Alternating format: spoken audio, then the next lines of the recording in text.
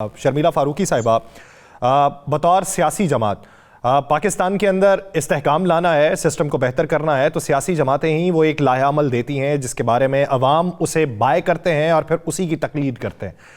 तो आज की इस रिटायरमेंट के ऐलान के बाद, मैं नाम नहीं लूँगा, कहा गया कि इन दो जजेस की वजह से ही पाकिस्तान में महंगाई और बेरोज़गारी थी। जब वो सेटिंग थे तो उस वक्त बात नहीं हुई, इस्तीफा दे दिया तो बातें होना शुरू हुई। ये रिवायत जो है ये हमें कहां तक लेके जाएगी?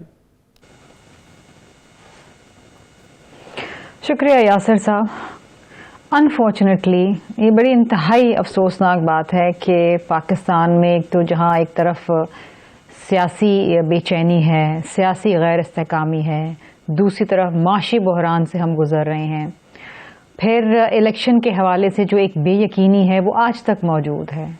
आज भी वर्ल्ड बैंक का बयान आया है कि पाकिस्तान के अंदर जो इलेक्शन के हवाले से बेयकीनी है वो गैर मुनासिब है और उससे जो सरमायाकारी है वो मुतासर हो रही है। ये बयान आज का है।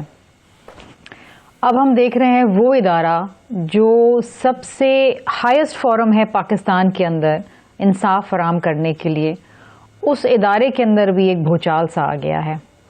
अच्छा, अब जजों के बारे में क्या कहना क्या नहीं कहना, मैं समझती हूँ कि जो कुछ भी है, अदालतें, अदलिया, जज साहिबान हमारे लिए काबिल एहतराम होने चाहिए। हम उनके फैसलों से इख्तलाफ कर सकते हैं, हमारी आरा दूसरी हो सकती है, लेकिन किसी भी शख्स की तज़दीक करना, चाहे वो जज हो, चाहे वो सियासतदान हो, चाहे वो किसी और इदारे में हो, ये गैर मुनासिब है। हम अपने ही इदारों को अंडरमाइन कर रहे होते हैं। और अनफॉर्चुनेटली आप देखें कि 28-29 दिन पहले इलेक्शंस के हम क्या डिस्कस कर रहे हैं आज? हम सियासी जमातों के मंशूर को डिस्कस नहीं कर रहे, हम आवाम के मसाइल को डिस्कस नहीं कर रहे, हम ये डिस्कस नहीं कर रहे कि इलेक्शंस फ्री और फेयर होने चाहिए और किस तरीके से उनको मुनसिफाना और आज़ाद बनाया जाए। हम डिस्कस कर रहे हैं कि फ़लाँ जज ने इस्तीफ़ा दे दिया तो फ़लाँ जज ने ये किया, फिर उसकी जो पीछे उसके जो जजमेंट्स आए हैं उस हवाले से वो किस किन चीज़ों के अंदर, वो किस बेंचेस में वो बैठे थे, क्या थे, आइंदा क्या होगा। अब ये वो इदारा है जो आज भी बहुत से लोगों को इंसाफ देने का मजाज है। पीटीआई को ले लीजिए, बार बार अदालत जा रहे हैं बल्ले के निशान के लिए, मुख्तलिफ सियासी रहनुमा जा रहे हैं, ट्रिब्यूनल्स जा रहे हैं, हाई कोर्ट्स जा रहे हैं जिनके कागजात रिजेक्ट हुए। इलेक्शन का एक प्रोसेस चल रहा है जिसमें अदलिया का अगेन एक बहुत अहम किरदार है। लेकिन वो तमाम चीज़ें एक तरफ, अब ये मज़ीद एक बहरानी कैफियत आ गई है अदलिया के अंदर जिसको हम कई दिनों तक डिस्कस करते रहेंगे। अवाम कहाँ है इस सारे मामले के अंदर? किसी को, ये जो गरीब आदमी है ना, जिसको खाने को अब एक वक्त की रोटी भी मुयस्सर नहीं है, जो बिजली का बिल नहीं दे पा रहा, बच्चों की स्कूल की फ़ीस नहीं दे पा रहा, अपना गुजर बसर नहीं कर पा रहा, उसको इससे कोई ताल्लुक नहीं है किस जज ने रिज़ाइन किया और क्यों किया, जुडिशल काउंसिल में कौन अब बैठेगा, आइंदा का चीफ जस्टिस कौन होगा, उसको सिर्फ इस वक्त ये गम है, तकलीफ है और ख्वाहिश है कि ऐसे लोग आ जाएं इस मुल्क में, आज़ाद इलेक्शंस हो जाएं जो आके इस मुल्क में इनके मसाइल का हल करें।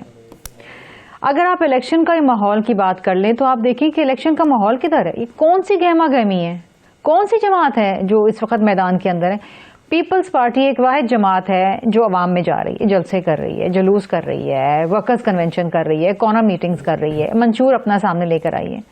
इस वक्त तो कंपैरिजन होना चाहिए था पीपल्स पार्टी के मंशूर से, पीएमएलएन का मंशूर तो एमक्यूएम का मंशूर तो जेयूआई का मंशूर। मंशूर ही नहीं है जी, मैनिफेस्टो ही नहीं है। प्रोग्राम के आपस में बैठ के खबरें क्या आ रही हैं यासिर साहब जी? बिल्कुल। अब डिस्कशन क्या हो रही है कि पीएमएलएन ने आईपीपी के साथ 18 सीटों पे सीट एडजस्टमेंट कर लीजिए।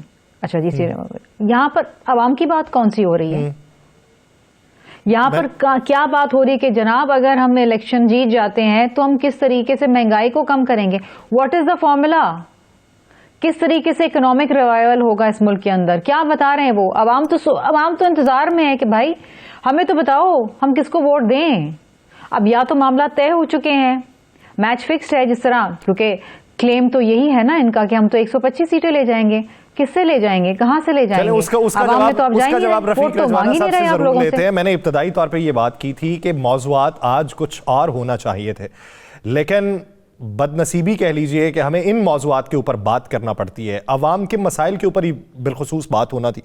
हाफिज़ एहसान साहब, पाकिस्तान तहरीक इंसाफ ये क्लेम करती है कि इलेक्शन कमीशन फरीक नहीं बन सकता बल्ले के केस में। अब उन्होंने सुप्रीम कोर्ट से रुजू किया है और साबिक अटॉर्नी जनरल मखदूम अली खान साहब, अगर मैं मुबालगा रही से काम नहीं ले रहा, तो उन्हें इस केस में हायर किया गया है। पीटीआई के पास ऑप्शन क्या होगा और इलेक्शन कमीशन का केस कितना मजबूत है?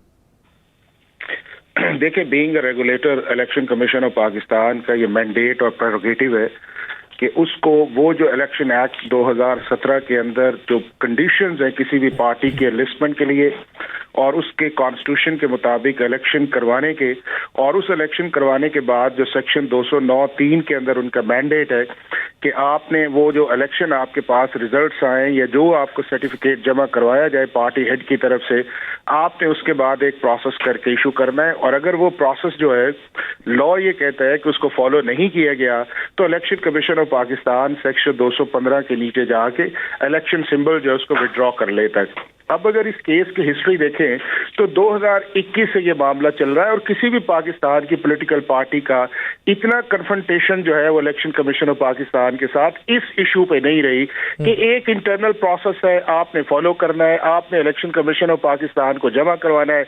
इलेक्शन कमीशन ऑफ पाकिस्तान अगर कोई ऑब्जर्वेशन देती है आप उसे दूर करें और दूर करके इस प्रोसेस से निकल जाएं।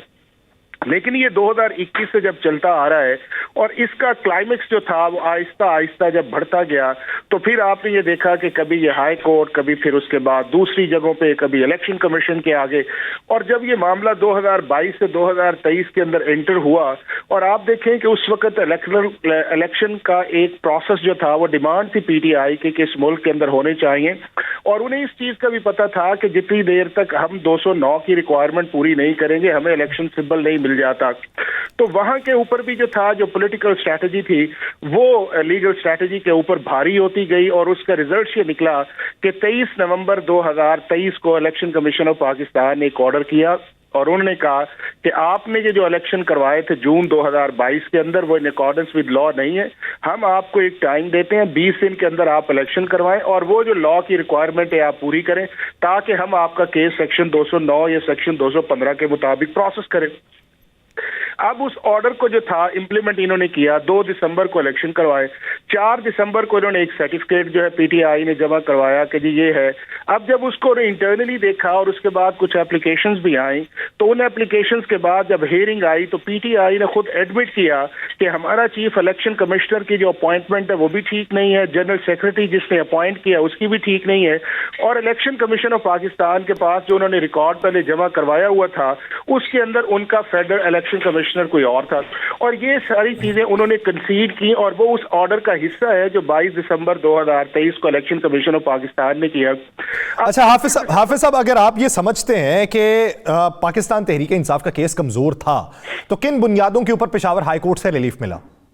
देखें, उन्होंने इस लेवल पे लेके गए हैं जो पेशावर हाई कोर्ट ने कहा है कि जी इलेक्शन कमीशन ऑफ पाकिस्तान का जो काम है वो इतना इंटरनली जाके इन चीजों को ऑब्जर्व करना नहीं है। बट वो बात तो उस वक्त मुनासिब आएगी ना कि जब आपके सामने एज ए पॉलिटिकल पार्टी जो है अपनी गलतियों को तस्लीम ना करे।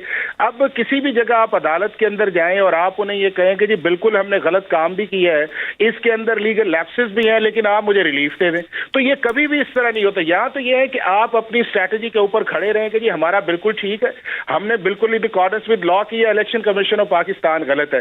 लेकिन एक तरफ आप कंसीड करें और दूसरी तरफ आप कहें कि हमें वो सर्टिफिकेट इशू दिया जाए, तो ये वो चीज ऐसी है जो कल भी सुप्रीम कोर्ट के अंदर जो हियरिंग आएगी वो ये इशू बनेगा, उसमें यही डिस्कस किया जाएगा। ग्राउंड आपको कमजोर लगती है और जिसमें पाकिस्तान तहरीक इंसाफ